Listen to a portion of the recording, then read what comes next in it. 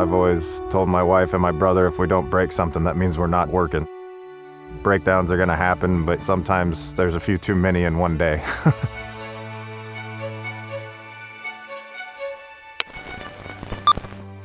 I had the privilege of coming back to work now with my brother and my wife, both integral parts of the farm.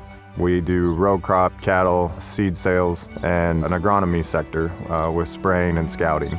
My brother's in charge of all the cattle. I head up the agronomy side, and my wife is 100% on board with the seed side of things and keeps the rest of the ends tied together. The very first time we like to start scouting a crop is as soon as we see emergence, to try and figure out stand counts and hopefully that our planter did well and we have the optimal stand we're looking for. Ideally, we try to get in the fields twice in a 7-day week. So as we go out in the fields and scout, we are looking for insect damage, any kind of disease that's coming on, possible herbicide damage, and really trying to make sure that our seed treatments are doing their job and holding through.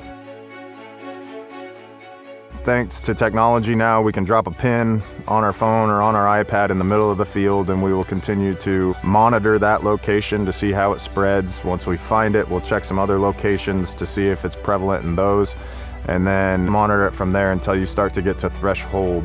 And then probably actually about a week or so before you think you're getting to threshold and seeing how the weather looks, we'll be determining how fast you call the sprayer to take care of the problem.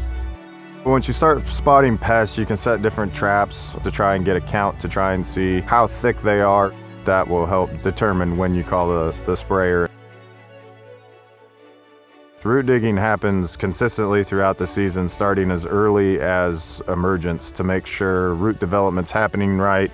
As we dig, we can see if any of the bugs early underneath are causing us issues or if the seed treatments are doing their job.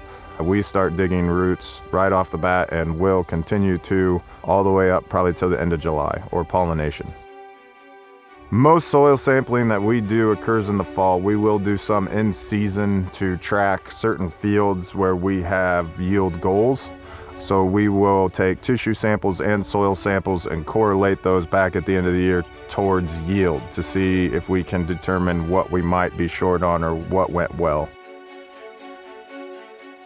There are several companies and education facilities that have alert systems, and if we get alerted, we try to get out there and make sure we're not finding them. We also have certain fields that we know usually show certain diseases or certain problems before others, so those are kind of the first to be scouted, and if we find it there, we feel that we'll probably find it somewhere else. As an agronomist myself, I can answer a lot of my questions and a lot of my customers' questions, but it still never hurts to have other eyes in the industry giving you a second opinion. They also have a wealth of knowledge and see a vast territory outside of mine to tell me, what might have worked, what might have not worked when I'm seeing something new for the first time. We've had big success in controlling northern leaf blight by getting there on time. We've had big success finding aphids in soybeans early enough that we didn't see a yield decrease. We've also missed plenty of things. It's hard to hit every one of them. It's hard to keep eyes on everything, but you just do the best you can.